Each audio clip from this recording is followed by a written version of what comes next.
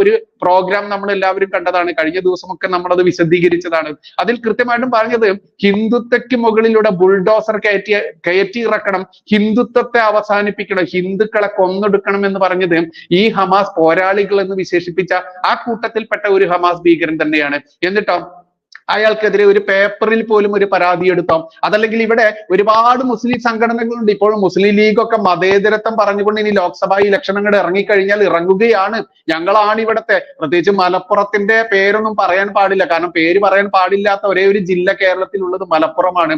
മലപ്പുറം ഇവർ ഏറ്റവും കൂടുതൽ പെറ്റുകൂട്ടി അതല്ലെങ്കിൽ 1921 കലാപത്തിന് ശേഷമായാലും അതിനു മുൻപായാലും കൊന്നൊടുക്കിക്കൊണ്ടും അതല്ലെങ്കിൽ വാളിന്റെ തലപ്പ് കാണിച്ചുകൊണ്ടും മതം മാറ്റിക്കൊണ്ട് ഭൂരിപക്ഷമായി മാറിയ ഈ മലപ്പുറം ജില്ലയിൽ കൃത്യമായിട്ട് ഈ സോളിഡാരിറ്റിയുടെ പ്രോഗ്രാമിൽ ഈ ഹമാസ് കൊടും ഭീകരനെ കൊണ്ടുവന്നുകൊണ്ട് ഇവിടുത്തെ ഹിന്ദുക്കളെ ഒന്നടങ്കം കൊന്നൊടുക്കണം എന്ന് പച്ചയ്ക്ക് ആഹ്വാനം ചെയ്തപ്പോൾ ഇവിടുത്തെ നിയമസംഹിത അത് നോക്കി നിന്നു. പിണറായി വിജയന്റെ മുഖ്യമന്ത്രി അതല്ലെങ്കിൽ അയാളുടെ മരുമകന്റെ സ്വാധീനം കൊണ്ടായിരിക്കാം ഇനിയും എല്ലാവരും സംശയത്തോടു കൂടി ട്രോളുകാരൊക്കെ പറയുന്ന പോലെ ഇയാളെ തുമ്പ് വെട്ടിയിട്ടുണ്ടോ എന്ന് സംശയിക്കുന്ന രീതിയിൽ പോലും അയാൾ അത് നോക്കി നിൽക്കുകയായിരുന്നു ചെയ്തത്. മാത്രമല്ല അതിനുശേഷം ഇവിടെ നമ്മൾ പരിശോധിച്ച് നോക്കിയാൽ അറിയാൻ പറ്റും ഏതെങ്കിലും ഒരു മുസ്ലിം സംഘടന ഇതിനെതിരെ ശബ്ദിച്ചോ? ഇനി വേണ്ട, ഇനി നമ്മുടെ പോപ്പുലർ ഫ്രണ്ടിന്റെ നിരോധന കാലത്തിന് ശേഷമായാലും അതിനു മുൻപും നമ്മൾ പരിശോധിച്ച് നോക്കും.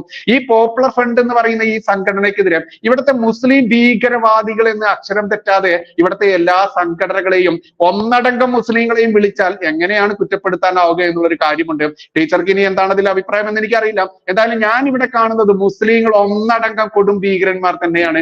ഒരു മുസ്ലിം ഇതിനെതിരെ ശബ്ദിച്ചിട്ടില്ല. ഒരു മുസ്ലിമും ഈ ഹമാസ് ഭീകരനെ ഇവിടെ കൊണ്ടു വന്ന് ഹിന്ദുക്കളെ കൊന്നൊടുക്കണം എന്ന് പറഞ്ഞപ്പോൾ അതിനെ ന്യായീകരിച്ച് കൈയടിച്ചവന്മാരായിരുന്നു. അതുകൊണ്ട് തന്നെ ഈ മുസ്ലിങ്ങൾ എത്രത്തോളം ഇവിടെ ശക്തി പ്രാപിക്കുന്നോ അത്രത്തോളം നമ്മുടെ ഭാരതത്തിന്റെ ആ ഒരു കണ്ണിലെ കരടായി മാറിയിരിക്കുന്ന ഈ പോപ്പുലർ ഫ്രണ്ടിനെ നിരോധിച്ച് നരേന്ദ്രമോദിജി അല്ലായിരുന്നെങ്കിൽ എന്തായിരുന്നു എന്ന് ചിന്തിക്കുന്നിടത്ത് നമ്മൾക്ക് കൃത്യമായിട്ടും ഇന്ന് നമ്മൾ ഇത്രയെങ്കിലും സ്വാതന്ത്ര്യത്തോടുകൂടി സംസാരിച്ചുകൊണ്ട് നമ്മൾ എങ്ങനെയാണ് പുറത്തിറങ്ങി നടക്കുന്നത്? അത് ഈ നരേന്ദ്രമോദിജി പോപ്പുലർ ഫ്രണ്ടിനെ നിരോധിച്ച എല്ലാത്തിനും തീഹാറിൽ കൊണ്ട് ഇട്ടത് കൊണ്ട് തന്നെയാണെന്ന് എല്ലാവർക്കും അറിയാം. അല്ലാതെ ഒരു ജോസഫ് മാഷിന്റെ പോലെ എതിർദിശയിൽ കൈകാലുകൾ വെട്ടപ്പെട്ട ജാമിദ് ടീച്ചർ ആയാലും VK ബൈജു ആയാലും സിജോയ് ആയാലും ഒരുപാട് മാധ്യമപ്രവർത്തകരെ ഒരുപാട് മനുഷ്യന്മാരെ അഡ്രസ് ഇല്ലാത്ത ഒരുപാട് കബന്ധങ്ങളെ നമുക്ക് കാണാൻ പറ്റുമായിരുന്നു.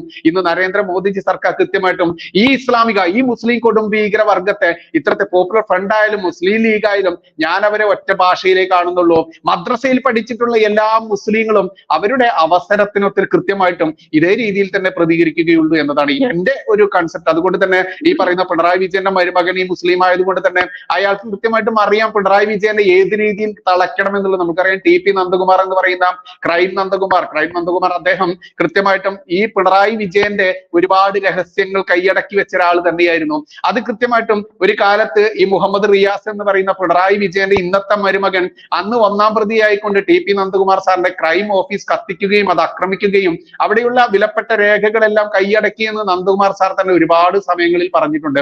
അതുകൊണ്ട് തന്നെ ലാവ്ലിൻ രേഖകൾ അടക്കമുള്ള വിവരങ്ങൾ ഒരു പക്ഷേ ഈ മുഹമ്മദ് റിയാസിന്റെ കയ്യിലുണ്ടായിരിക്കാം. പിന്നെ കൃത്യമായിട്ടും ലവ് ജിഹാദ് എന്താണ് എന്നുള്ളത് ഞങ്ങൾ ഏതറ്റം വരെയും ലവ് ജിഹാദിലൂടെ ഏതൊരു വ്യക്തിയുടെ വീട്ടിലേക്കും അവരുടെ മകളെയായാലും അവരുടെ പേരക്കുട്ടിയായാലും ഞങ്ങൾ കെട്ടിക്കൊണ്ട് കയറുമെന്നുള്ളത് പിണറായി വിജയനായാലും പിണറായി വിജയന്റെ തലമുതിർന്ന മറ്റൊരു കമ്മ്യൂണിസ്റ്റ് നേതാവായാലും അയാളുടെ പേരക്കുട്ടിയായാലും പിണറായി വിജയന്റെ മകളായാലും അതൊക്കെ കാണിച്ചു കൊടുത്തുകൊണ്ട് തന്നെ സാക്ഷ്യപ്പെടുത്തിയിട്ടുണ്ട്. അതുകൊണ്ട് തന്നെ ഈ ലവ് ജിഹാദിലൂടെ കടന്നുകൂടി ചെന്ന് പിണറായി വിജയൻ ഏത് രീതിയിൽ നിയന്ത്രിക്കണമെന്ന് കൃത്യമായിട്ടും അറിവുള്ള മുഹമ്മദ് റിയാസ് ഇത്രത്തോളം പിണറായി വിജയനിൽ സ്വാധീനം ചെലുത്തി നിൽക്കുന്ന ഈ കാലത്ത് മുസ്ലിങ്ങൾ എന്ന് പറഞ്ഞാൽ ഈ മുസ്ലിങ്ങളെ ഭീകരവാദികളുടെ കണ്ണിലൂടെ അല്ലാതെ എനിക്ക് എന്തായാലും കാണാനാവില്ല. ടീച്ചർ ഇനി ടീച്ചറുടെ അഭിപ്രായം ബൈജുവിന്റെ ആ പറച്ചിലിനോട് എനിക്ക് യോജിപ്പില്ല. ബൈജു എല്ലാ മുസ്ലിങ്ങളും തീവ്രവാദികളല്ല, പക്ഷെ എല്ലാ മുസ്ലിങ്ങളും തീവ്രവാദികൾ തന്നെയാണ്. അല്ല, അങ്ങനെ പറയരുത്. അങ്ങനെയാണെങ്കിൽ ഹിന്ദുക്കളിലല്ലേ തീവ്രവാദികള്? ജയ് ശ്രീറാം വെട്ടുന്ന ആളുകൾ തീവ്രവാദികളാണെന്ന് ബൈജു പറയണം. അല്ലാഹു അക്ബർ എന്ന് പറഞ്ഞാൽ നീ പറഞ്ഞിട്ടില്ലെങ്കിൽ കഴുത്തു വെട്ടുമെന്ന് പറയുന്ന അതേ മുസ്ലിം തീവ്രവാദം തന്നെയാണ് ജയ് ശ്രീറാം എന്ന് പറഞ്ഞിട്ടില്ലെങ്കിൽ കഴുത്തു വെട്ടാൻ എടുക്കുന്നതും. അപ്പൊ എല്ലാത്തിലും തീവ്രവാദമുണ്ട്. എല്ലാ മുസ്ലിങ്ങളും തീവ്രവാദികളല്ല. ഒരു നിഷ്കളങ്കരായ നല്ലൊരു വിഭാഗം വിശ്വാസികൾ നമ്മുടെ സമൂഹത്തിലുണ്ട്. മദ്രസയിൽ പഠിക്കുന്ന എല്ലാവരും തീവ്രവാദികളല്ല. ഞാനും മദ്രസയിൽ പഠിച്ച ആളാണ്, ഞാൻ മദ്രസയിൽ പഠിപ്പിച്ച ആളാണ്, ആരിഫ് മദ്രസയിൽ പഠിച്ച ആളാണ്. അങ്ങനെ ഞങ്ങളെ പോലെ അനേകായിരം ആളുകളുണ്ട്. എല്ലാ മുസ്ലിങ്ങളും ഈ ഹമാസ് ചെയ്യുന്ന തീവ്രവാദത്തിനും പോപ്പുലർ ഫ്രണ്ട് ചെയ്യുന്ന തീവ്രവാദത്തിനും ഒന്നും എല്ലാ മുസ്ലിങ്ങളും അംഗീകരിക്കുന്നില്ല. നമുക്ക് ഒരുപാട് വിഷയങ്ങളിൽ വിയോജിപ്പുകൾ ഉണ്ട്. ഇപ്പൊ എനിക്കൊരിക്കലും ബൈജുവിന്റെ വിശ്വാസവുമായിട്ട് യോജിച്ചു പോകാൻ പറ്റുന്ന ആളല്ല. ബൈജുവിന്റേതായിട്ടുള്ള രാഷ്ട്രീയമുണ്ട്, മതമുണ്ട്. എനിക്ക് എന്റേതായിട്ടുള്ള സ്വതന്ത്ര കാഴ്ചപ്പാടുണ്ട്. നമ്മൾ രണ്ടുപേരും അതിനെ രണ്ടിനെയും അംഗീകരിക്കുന്നത് കൊണ്ടാണ് ഇപ്പോഴും ഒരേ പ്ലാറ്റ്ഫോമിൽ വന്ന് ഒരു സ്ട്രീമിൽ ഇരിക്കുന്നത്.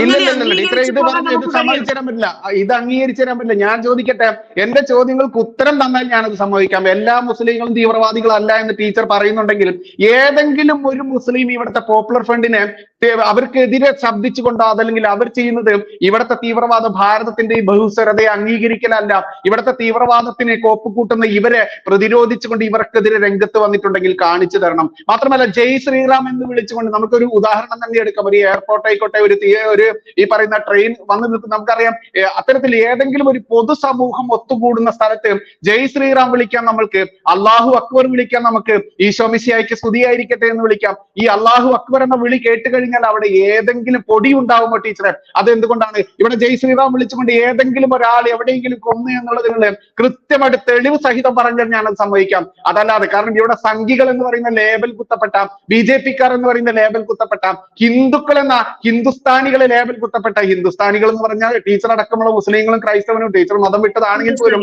മുസ്ലിം നാമധാരിയാണ്. ഇടയ്ക്ക് കൃത്യമായിട്ട് ടീച്ചറുടെ ആ മതം പഠിച്ചതിന്റെ ആ ചൊവ വന്നു എന്ന് എനിക്ക് ഇവിടെ പറയാതിരിക്കാനാവില്ല. എന്തായാലും ഇത്തരത്തിൽ ഈ അള്ളാഹു പറയുന്നതിനോട് എനിക്ക് ഒട്ടും യോജിക്കാൻ പറ്റുന്നില്ല. ഞാൻ ഒരു വിശ്വാസിയായിരുന്നു, പക്ഷേ ആ വിശ്വാസികൾ ചെയ്യുന്ന എല്ലാ കാര്യങ്ങളെയും അനുകൂലിക്കുക എന്ന തത്വം എനിക്കില്ല. ബൈജു പറഞ്ഞ ചില പോയിന്റുകൾ ശരിയാണ്, അത് ഞാൻ അംഗീകരിക്കുന്നു. പക്ഷേ ഇപ്പോഴും ഞാൻ പറഞ്ഞതിൽ ഉറച്ചു നിൽക്കുന്നു. എല്ലാ മുസ്ലിങ്ങളും തീവ്രവാദികളല്ല.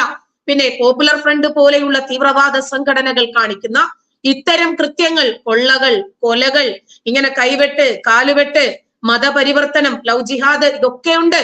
ഇതിനെ ഒന്നും ബഹുഭൂരിപക്ഷം വരുന്ന മുസ്ലിങ്ങൾ എതിർക്കുന്നില്ല എന്നത് ഒരു ബഹുഭൂരിപക്ഷം വരുന്ന മുസ്ലിങ്ങൾ എന്നല്ല, ബഹുഭൂരിപക്ഷമല്ല. ഒരു മുസ്ലിം ഇതിനെ എതിർത്തിട്ടുണ്ടോ? ഇവിടെ മതേതരത്വം വിളമ്പി നടക്കുന്ന മുസ്ലിം ലീഗുകാർ എതിർത്തിട്ടുണ്ടോ?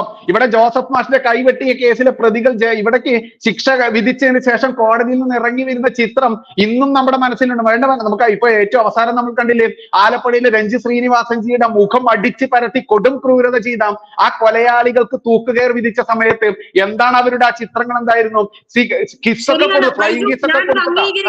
ഞാനത് അംഗീകരിക്കുന്നു. പക്ഷേ രഞ്ജിത് ശ്രീനിവാസൻ കൊല്ലപ്പെടുന്നതിന് മുമ്പ് ഷാൻ എന്ന് പറയുന്ന ഒരു പോപ്പുലർ ഫ്രണ്ടുകാരനും കൊല്ലപ്പെട്ടിട്ടുണ്ട്. ആ ഷാൻ എന്ന് പറയുന്ന പോപ്പുലർ ഫ്രണ്ടുകാരനെ കൊന്ന BJP-ക്കാരെ കുറിച്ച് എന്താണ് ബൈജുവിന് പറയാനുള്ളത്? BJP-ക്കാരായിക്കോട്ടെ, RSS-കാരായിക്കോട്ടെ, അതിൽപ്പെട്ട ഏതെങ്കിലും ഒരു പ്രതിയായിരുന്നു. സാധാരണ നമുക്കറിയാം ഷാനിന്റെ പ്രസംഗമൊക്കെ നമ്മൾ കേട്ടിട്ടുണ്ട്. ടീച്ചർ കേട്ടിട്ടുണ്ടെന്ന് എനിക്കറിയില്ല. ഈ ഷാൻ എന്ന് പറയുന്നവന് വെള്ളരിപ്രാവ് ആയിരുന്നില്ല. കൃത്യമായിട്ട് തീവ്രവാദികളാണ്. നിങ്ങളുടെ വീട്ടിലേക്കുള്ള വഴികൾ അറിയാം, നിന്റെ സഹോദരിയെ അറിയാം, നിന്റെ ഭാര്യയെ അറിയാം, നിന്റെ കുട്ടികളെ അറിയാം, നിന്നെയൊക്കെ എങ്ങനെയാണ് നിലക്കി നിർത്തേണ്ടതെന്ന് നമ്മുടെ പോലീസ് സംവിധാനത്തെ പോലും വെല്ലുവിളിച്ച് പ്രസംഗിച്ച് നടക്കുന്ന ഒരു തീവ്രവാദി, മത തീവ്രവാദിയായിരുന്നു. ഈ മത തീവ്രവാദിയുടെ ആസൂത്രണത്തിൽ കൊല്ലപ്പെട്ട ഒരു ചെറുപ്പക്കാരനുണ്ടായിരുന്നു. ആ ഏരിയയിൽ തന്നെ ഉണ്ടായിരുന്നു നന്ദു എന്ന് പറയുന്ന ചെറുപ്പക്കാരൻ. ആ നന്ദു എന്ന ചെറുപ്പക്കാരനെ കൊല്ലുന്നതിലേക്ക് നയിക്കപ്പെട്ട, അതിന് പ്രേരകം നൽകിയിട്ടുള്ള ഒരു വ്യക്തിയെന്ന് നമുക്ക് തെളിവുകളുടെ അടിസ്ഥാനത്തിൽ പറയാൻ പറ്റില്ലെങ്കിൽ അവിടുത്തെ പ്രദേശവാസികൾ കൃത്യമായിട്ട് പറയുന്നുണ്ട്. ശരിയാണ്. ഈ ഷാന് മുമ്പ് നന്ദു കൃഷ്ണ എന്ന ഒരു പയ്യൻ കൊല്ലപ്പെട്ടിട്ടുണ്ട്. അതിലെ പ്രതികൾ ആരൊക്കെയാണ്? ഞാനിപ്പോ ഷാനെ കൊന്നതിനോ രഞ്ജിത് ശ്രീനിവാസനെ കൊന്നതിനോ നന്ദു കൃഷ്ണയെ കൊന്നതിനോ വാദിക്കുന്നതല്ല, ന്യായീകരിക്കുന്നതല്ല. നിയമം കയ്യിലെടുക്കാൻ ആർക്കും അധികാരമില്ല. ഇപ്പൊ ഷാന്റെ പ്രസംഗം ഞാൻ പലതവണ എടുത്തിട്ടുണ്ട്. പച്ചമാംസത്തിലേക്ക് കത്തിയിറങ്ങുമ്പോഴുള്ള വേദന എന്താണ് എന്ന് ഞങ്ങൾ നിങ്ങളെ പഠിപ്പിക്കും.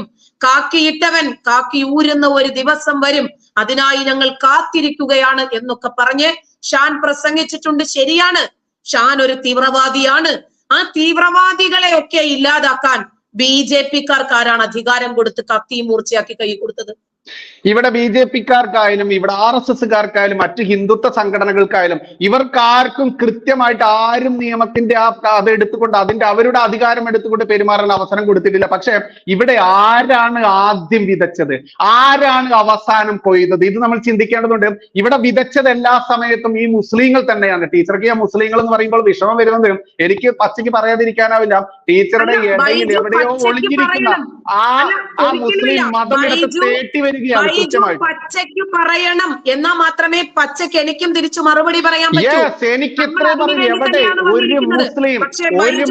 ബൈജു ഒരിക്കലും ഷാനെ കൊന്നതിനെ ന്യായീകരിക്കുകയോ അതുപോലെ രഞ്ജു ശ്രീനിവാസനെ കൊന്നതിൽ പ്രതി ചേർക്കപ്പെടുകയോ ചെയ്യുന്നതിനെയാണ് ഞാൻ വിയോജിച്ചത്.